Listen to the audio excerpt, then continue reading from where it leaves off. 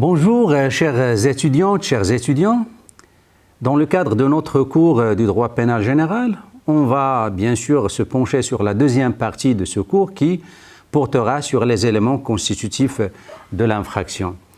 Le premier chapitre de cette deuxième partie, qui porte sur l'élément légal, bien sûr, est composé de 3 sections. Dans cette séance, bien sûr, on va traiter seulement les 2 premières sections qui porteront à la fois sur la nécessité de la loi pénale et l'application de cette loi pénale. Bien sûr, pour la définition de l'infraction, il faut nécessairement une violation matérielle de l'infraction.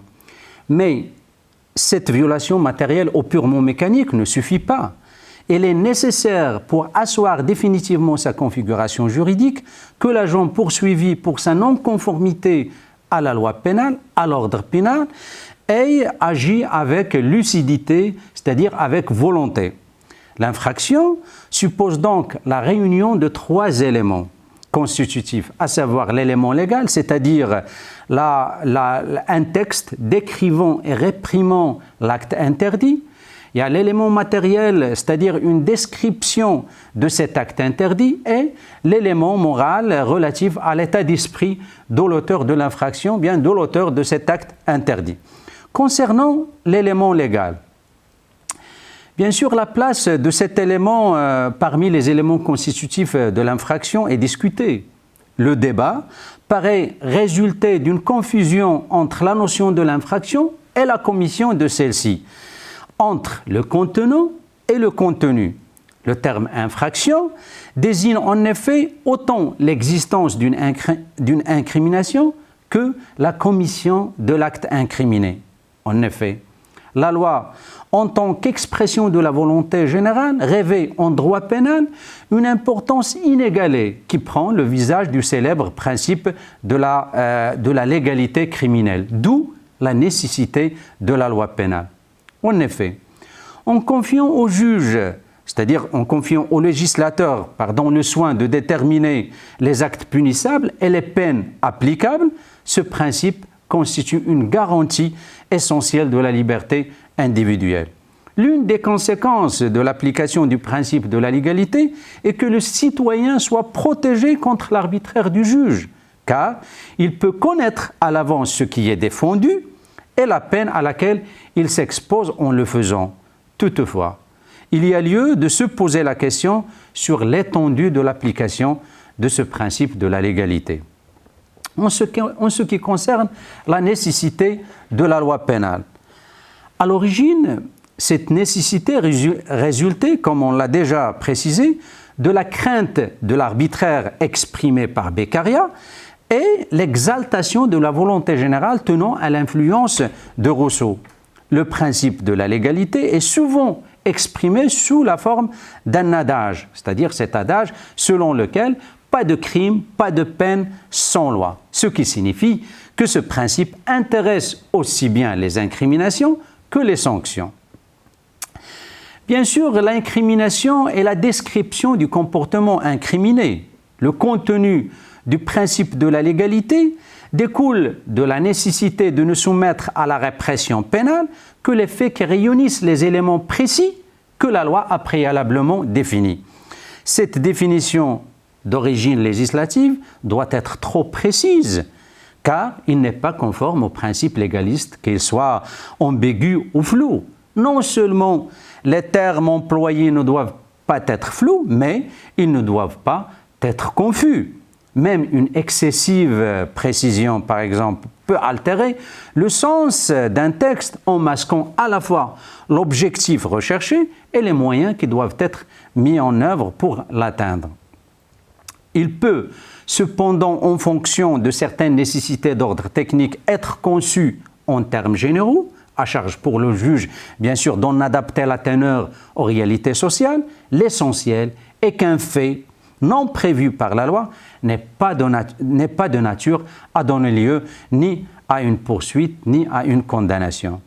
Force donc est de constater que la nécessité d'un texte déterminant l'incrimination et l'exigence de sa clarté et de sa précision conduisent à définir le rôle du juge par rapport à celui du législateur. Il n'appartient pas au juge d'établir une incrimination. Il lui revient seulement de rechercher si les actes de la personne qui lui sont déférés correspondent ou non à l'incrimination. Sous cet angle, deux remarques peuvent être avancées.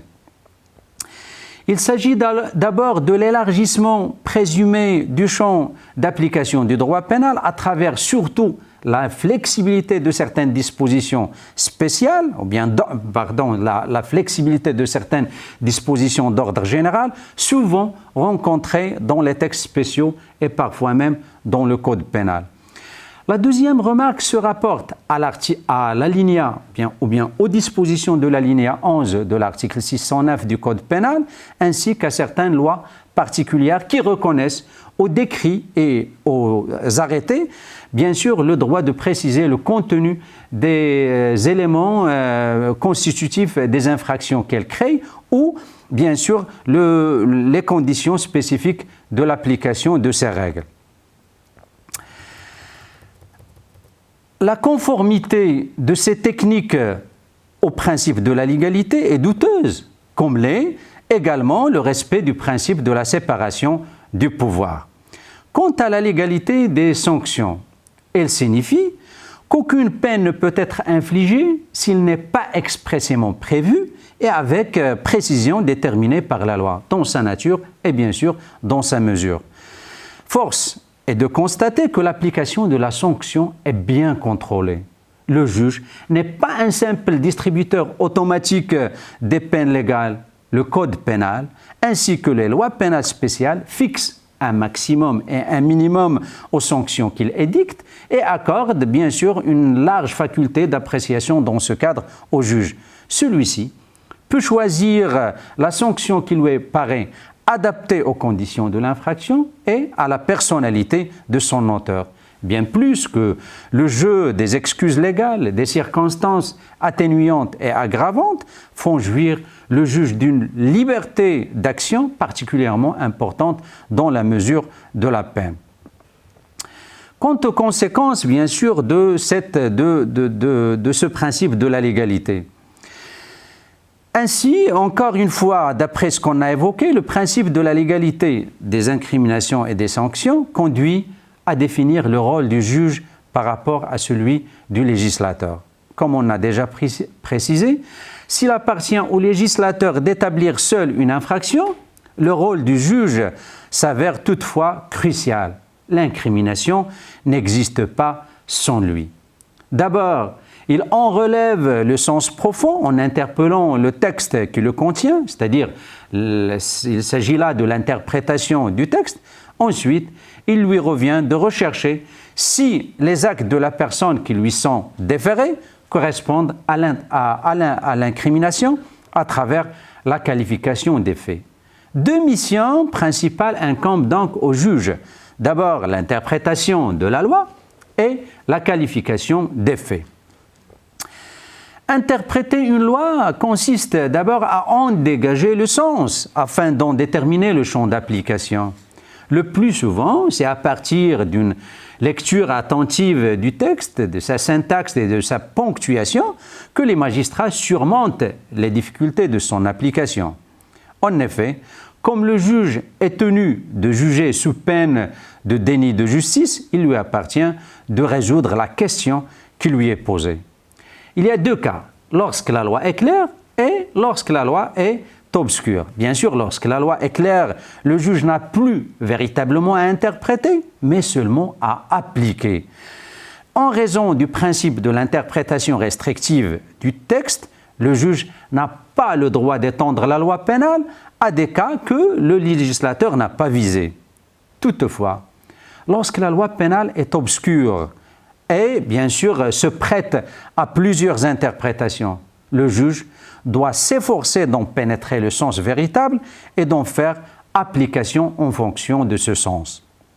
La question est de savoir quels critères ou bien quelle méthode d'interprétation le juge utilisera pour donner au texte sa clarté. Ainsi, on distingue trois méthodes d'interprétation: la méthode littérale, la méthode téléologique et la méthode analogique. Bien sûr, la méthode littérale est l'une des conséquences du principe de la légalité dans son acception la plus restrictive, appelée encore méthode traditionnelle ou restrictive. Cette méthode s'attache principalement à la lettre de la loi et doit faire prédominer cette dernière sur son esprit.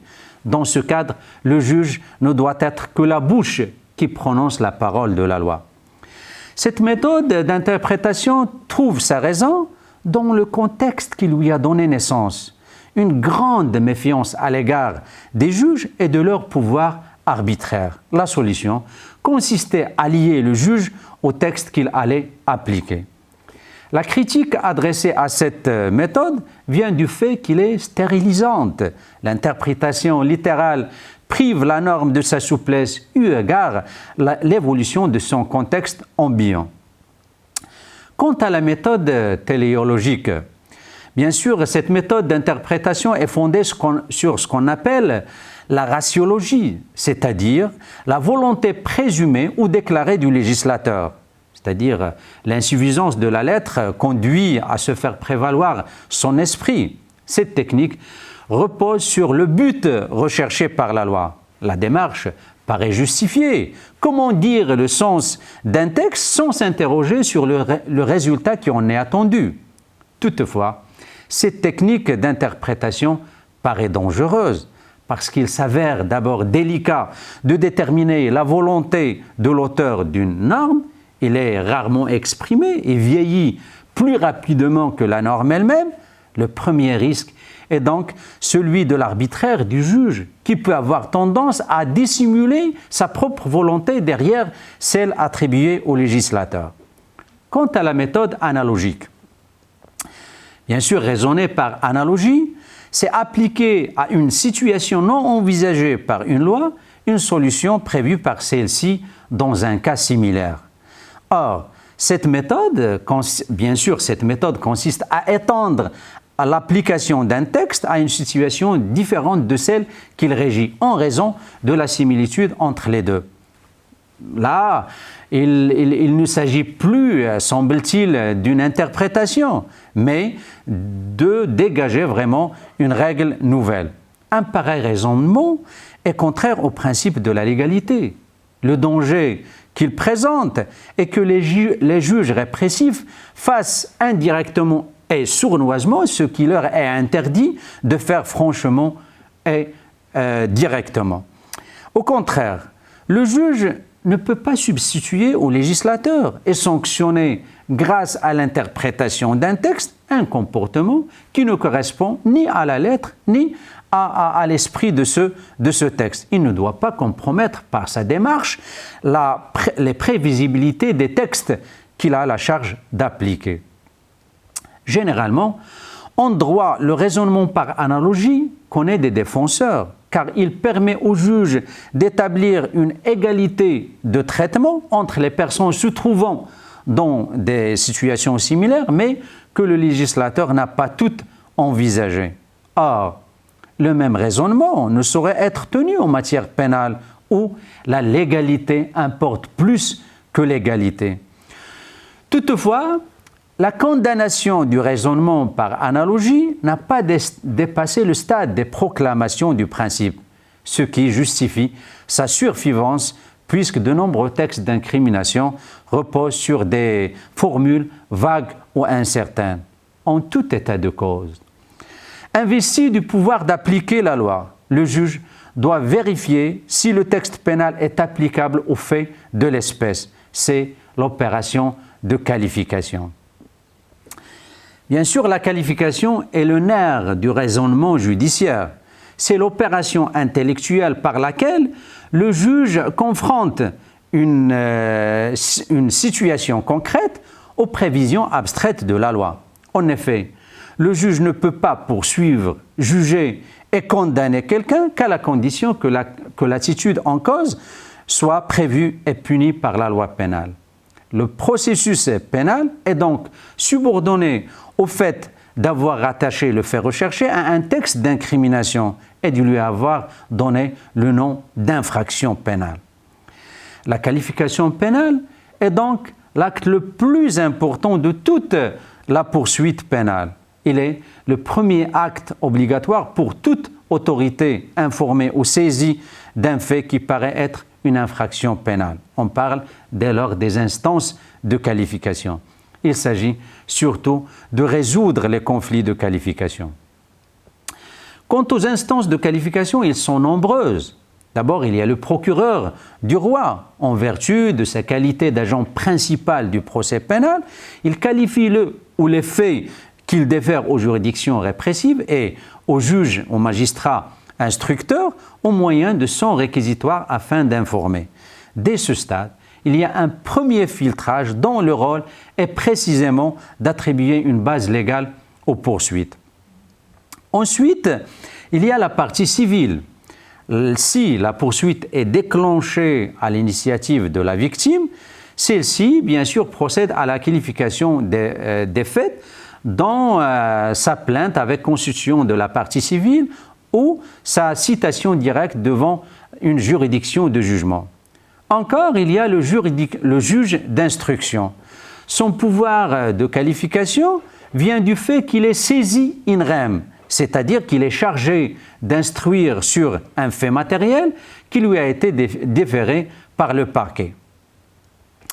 Il est toutefois à signaler que les juridictions répressives ne sont pas juridiquement liées par les qualifications qui lui sont soumises. En effet, en vertu d'une règle fondamentale, toute juridiction a le droit et même l'obligation d'examiner les qualifications des faits qui lui sont soumises, bien sûr par les différents agents du procès, et en cas d'erreur d'appréciation, bien sûr, cette juridiction doit rectifier la qualification erronée.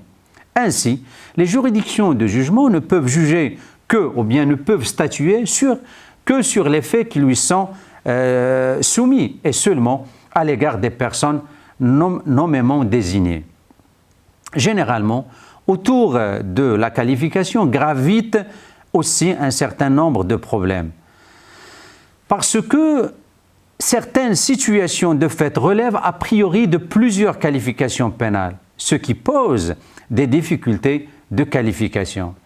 Ce cas de figure surgit soit en présence des qualifications incompatibles ou alternatives, soit en présence de véritables concours de qualification. On parle de qualification incompatible lorsqu'une infraction qui est objectivement imputable à un délinquant s'analyse comme la conséquence d'une première infraction. Un exemple, l'auteur de violence, le cas de coups et blessures, qui a laissé sa victime plonger dans son sang, en s'abstenant à lui prodiguer les premiers soins, ou même en s'abstenant d'appeler les secours. Là, il y a deux infractions, coups et blessures, mais aussi il y a la non-assistance à une personne en danger. Un deuxième exemple, c'est celui du vol, qui est aussitôt suivi de recel, car l'auteur n'aurait pas immédiatement restitué la chose à son propriétaire. On considère généralement que la deuxième qualification doit être rejetée. Quant aux qualifications alternatives, dans cette hypothèse, on analyse le degré de la faute commise qui conditionne l'application de telle ou telle qualification. Exemple, des coups mortels. Les coups mortels sont qualifiés de meurtre ou d'assassinat si l'auteur d'infraction avait l'intention de donner la mort à sa victime. Si cette intention, ou bien ce qu'on appelle l'animus necende fait défaut, l'infraction sera qualifiée autrement. Il sera qualifié de coups et blessures ayant entraîné la mort sans intention de la donner. Il n'y aura qu'un homicide involontaire si le décès est la conséquence d'une imprudence. Dans un autre volet, une activité délictueuse, en fonction de son contexte, peut tomber sur la qualification de plusieurs textes portant sur des incriminations différentes. On parle de concours de qualification. Un exemple, le viol commis dans un lieu public. Il met en jeu l'article 486 du Code pénal qui punit son auteur de la réclusion criminelle de 5 à 10 ans mais tombe également sous les dispositions de l'article 483 du Code pénal qui réprime l'outrage public à la pudeur d'une peine d'emprisonnement d'1 mois à 2 ans. Un autre exemple, l'escroquerie commise à l'aide d'un faux en écriture publique. Il répond corrélativement à la définition de l'escroquerie réprimée par l'article 540 du Code pénal, prévoyant une peine d'emprisonnement d'1 à 5 ans, et à celle de l'article 354 du Code pénal, bien sûr le cas de faux en écriture publique commis par une personne privée, réprimant l'infraction d'une réclusion de 10 à 20 ans. Un troisième exemple, c'est celui de l'automobiliste qui ne s'est pas arrêté à un stop et tue un piéton. Il est, dans ce cas, cumulativement auteur de la violation d'une disposition du Code de la route, mais également d'un homicide involontaire réprimé par l'article 432 du Code pénal. En effet, pour tous ces cas, le droit positif marocain a opté pour l'uniformité de la répression, consistant à négliger les qualifications les moins graves pour n'imputer aux délinquants que la qualification majeure, c'est-à-dire celle comportant la pénalité la plus grave. Selon les dispositions de l'article 118 du Code pénal, le fait unique susceptible de plusieurs qualifications doit être apprécié selon la plus grave d'entre elles. Après, bien sûr, la qualification des faits par le juge, vient ensuite la phase de l'application de la loi. C'est l'objet de notre section, l'objet de la deuxième section. Là, il faut préciser, bien entendu, que le juge répressif a pour mission de décider si la personne qui lui est déférée a commis les faits incriminés par la loi. Toutefois, il peut se faire que plusieurs textes paraissent avoir des titres concurrents à régir une même infraction, ce qui oblige le juge de déterminer parmi eux le texte applicable, c'est-à-dire qu'il résolve les conflits de la loi dans le temps et dans l'espace. Quant à l'application de la loi pénale dans le temps, bien sûr, le droit pénal est évolutif. Ainsi, l'incrimination est le préalable légal de l'infraction. La question qui se pose dans ce cadre est de savoir si, lorsque diverses lois succèdent dans le temps, le juge doit-il appliquer la loi pénale nouvelle aux faits commis ou si ceux-ci restent soumis à la loi ancienne. Bien que le droit pénal prône le principe de la non-rétroactivité de la loi, il lui apporte des atténuations. D'abord, il a précisé que ce principe de la non-rétroactivité de la loi n'est pas propre au droit pénal. On le retrouve inscrit dans la charte, bien sûr, constitutionnelle, dans son article numéro 6, selon lequel la loi ne peut avoir d'effet rétroactif.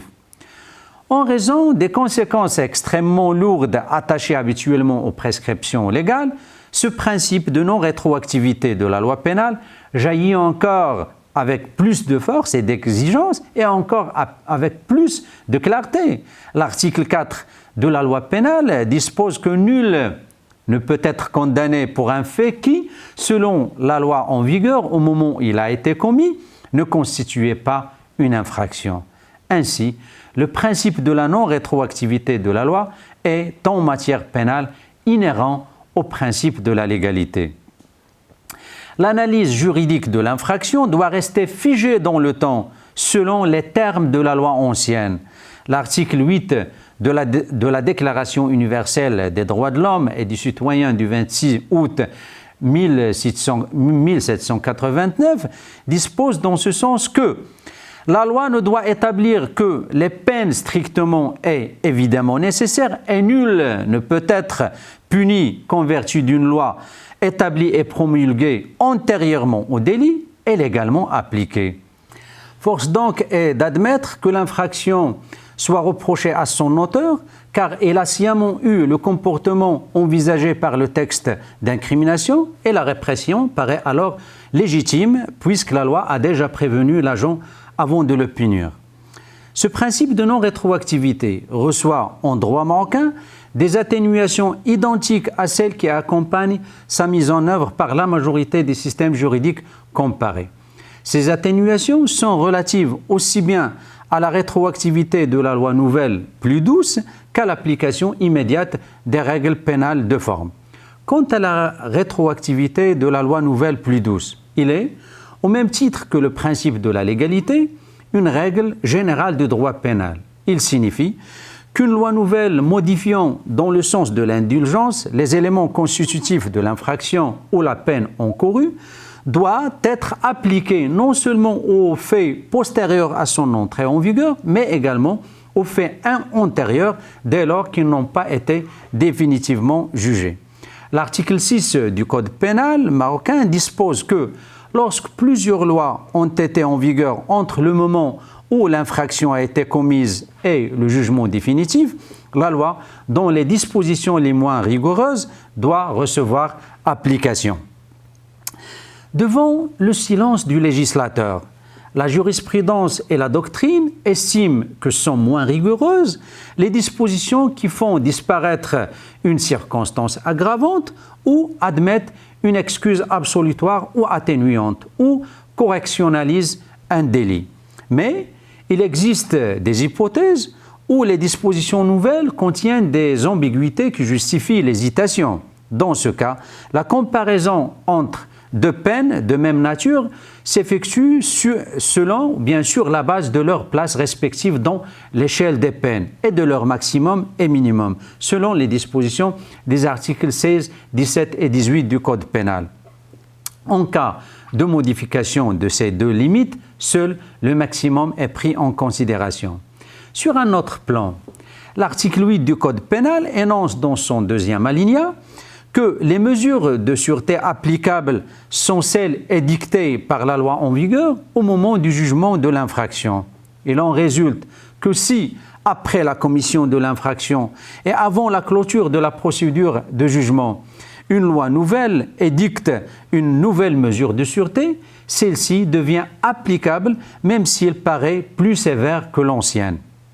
Cette solution se fonde sur la nature particulière des mesures de sûreté qui sont présumées être favorables à l'inculpé puisqu'ils visent sa réintégration sociale et sa réinsertion dans la société.